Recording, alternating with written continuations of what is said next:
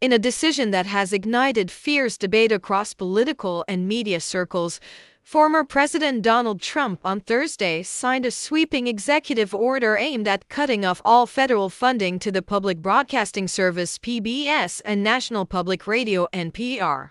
The executive order directs the immediate cessation of taxpayer subsidies allocated through the Corporation for Public Broadcasting (CPB), which has historically served as the primary conduit for government support to public media outlets. According to the order, the move is intended to reduce what the Trump administration calls partisan programming and to ensure that federal funds are not used to support institutions accused of political bias. In remarks made during a press event at Mar-a-Lago, Trump doubled down on his long-standing criticism of publicly funded media, stating that American taxpayers should not be forced to pay for media that consistently opposes them. For too long, public broadcasting has operated under the illusion of neutrality while pushing a left-wing agenda, Trump said. This is about fairness and fiscal responsibility. We're taking the government out of the media business. The decision comes as part of a broader conservative effort to reduce federal spending and limit government involvement in media and culture.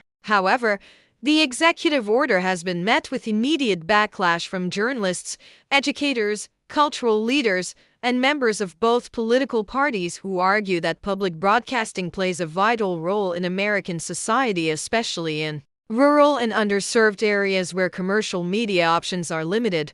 Public broadcasting is one of the few truly unifying forces in our country, said Paula Kruger, president and CEO of PBS. It provides educational programming for children, independent journalism, and cultural content that is accessible to everyone regardless of their income or location. Eliminating federal funding will disproportionately harm small stations and the communities that rely on them most. NPR responded with a statement affirming its editorial independence and reiterating that only a small portion of its overall budget, less than 2%, comes from direct federal grants. However, the organization noted that local member stations often depend heavily on federal support to survive. Without it, they could be forced to cut programming, lay off staff, or shut down altogether. The Corporation for Public Broadcasting, which receives around $465 million annually in federal funding, distributes these funds to nearly 1,500 public radio and television stations across the country.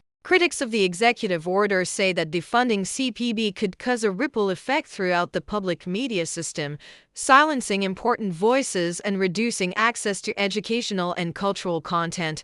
Some lawmakers have already pledged to challenge the executive order in Congress, citing the constitutional role of the legislative branch in controlling federal spending. This is not how funding decisions are supposed to be made, said Senator Patty Murray, a Democrat from Washington. We need to protect public broadcasting from political retribution. Conservative allies of Trump, however, praised the order as a long overdue step toward ending what they view as taxpayer-funded political activism. Public broadcasting has lost its way, said Representative Jim Jordan. If they want to produce content, they can do so without federal dollars. The order does not instantly shut down operations at PBS and NPR, but it signals a major shift in how public broadcasting may be funded moving forward. The long-term impact will likely depend on legal challenges, congressional pushback, and how local stations respond to the potential loss of federal grants. As public discourse intensifies,